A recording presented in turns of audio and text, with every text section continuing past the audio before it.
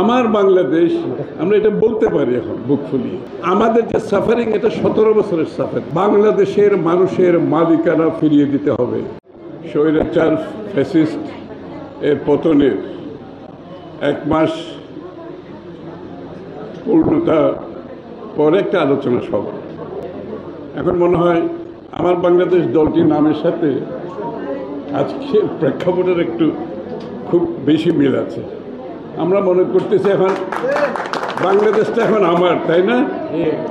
আমরা যে বাংলাদেশের নাগরিক, আমার বাংলাদেশ আমরা এটা বলতে পারি এখন বুক ফুলিয়ে।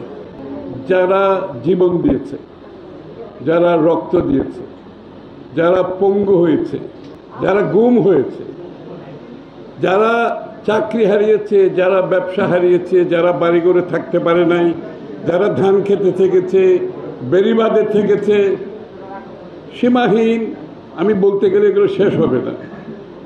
তাদের প্রতি অবনত মস্তকে আমি সম্মান জানাচ্ছি।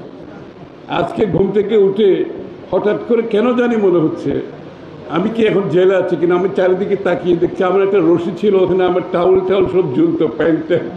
আমি আবার ওগুলো আছে কিনা দেখতেছি।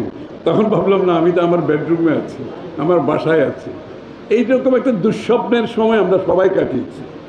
যার যার অবস্থান থেকে আমরা সবাই গত 15, 16, 17 বছর আমাদের যে সাফারিং এটা 17 বছরের সাফারিং।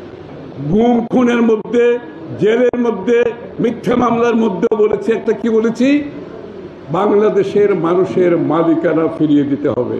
সেই দিকে আমাদের কাজ করতে হবে। ওইটা হচ্ছে বটম লাইন। যারা বাংলাদেশের মালিক তারাই সিদ্ধান্ত নেবে বাংলাদেশ কিভাবে চলবে।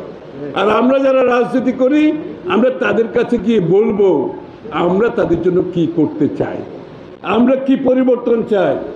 আমরা তাদেরকে গিয়ে বলবো, তারাই সিদ্ধান্ত নেবে বাংলাদেশ কোন পথে চলবে। এর কোনো ব্যতিক্রম হওয়ার কোনো সুযোগ নাই। সবাইকে ধন্যবাদ।